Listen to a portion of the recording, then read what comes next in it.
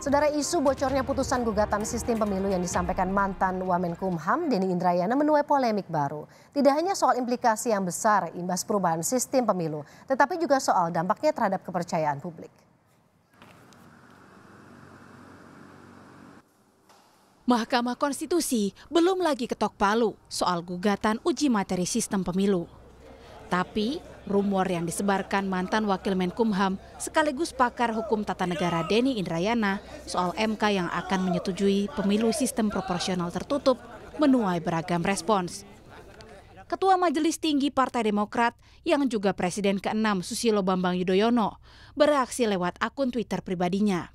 SBY menulis, pertanyaan pertama kepada MK, apakah kegentingan dan kedaruratan sehingga sistem pemilu diganti ketika proses pemilu sudah dimulai? Ingat, DCS atau daftar caleg sementara baru saja diserahkan kepada KPU. Pergantian sistem pemilu di tengah jalan bisa menimbulkan chaos politik.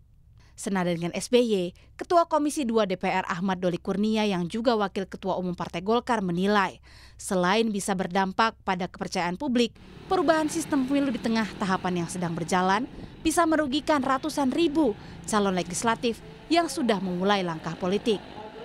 Jadi kalau seandainya tiba-tiba nanti keputusan dari Mahkamah Konstitusi berubah dengan yang sekarang, ya, saya kira itu akan menimbulkan implikasi yang tidak kecil. Ya, kita akan ulang lagi semua. Masyarakat kita harus membutuhkan waktu yang cukup lama, mensosialisasikan itu nggak mudah loh. Ya, berubah sistem gitu, dan ini bisa menimbulkan ketidakpastian. Masyarakat nanti jadi nggak percaya gitu loh. Ya, ini yang mana yang benar sebenarnya. Hari ini aturannya begini, kemarin aturannya begitu, besok berubah lagi aturan dan segala macam gitu. Sementara itu, terlepas dari isu bocornya putusan Mahkamah Konstitusi, PDI Perjuangan tetap kukuh. Pemilu proporsional tertutup adalah sistem yang terbaik demi menghasilkan anggota DPR yang berkualitas. PDIP juga siap untuk menghadapi apapun keputusan Mahkamah Konstitusi. Produk dari sistem proporsional terbuka ini yang melahirkan DPR-DPR yang juga menjadi bagian dari kritik masyarakat dan juga teman-teman pers. Kualitas di parlemen kita, baik itu dalam pembahasan undang-undang, rancangan undang-undang, kemudian pembahasan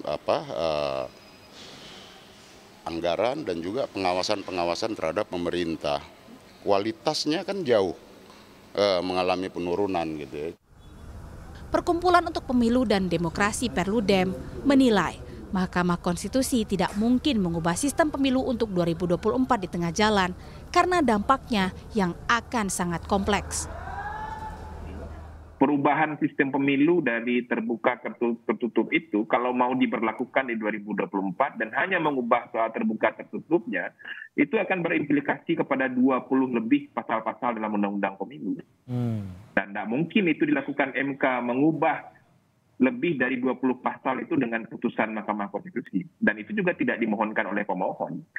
Akan berpengaruh kepada metode kampanye, akan berpengaruh kepada proses verifikasi calon, kemudian berpengaruh juga pada proses rekapitulasi, berpengaruh pada proses penegakan hukum.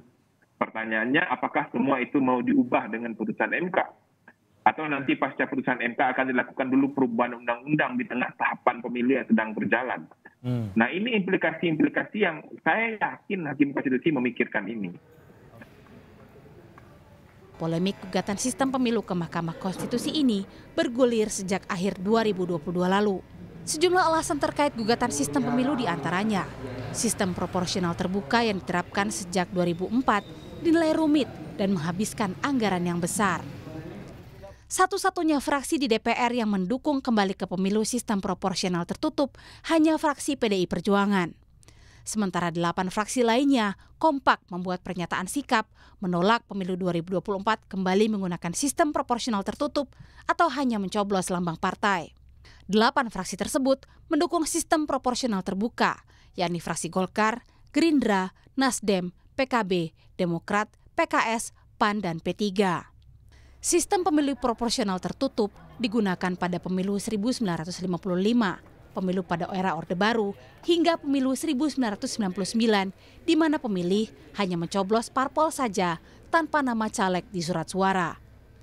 Sejak pemilu 2004 hingga 2019, Indonesia beralih menggunakan sistem proporsional terbuka, di mana pemilih dapat memilih langsung caleg pada surat suara. Tim Liputan, Kompas TV.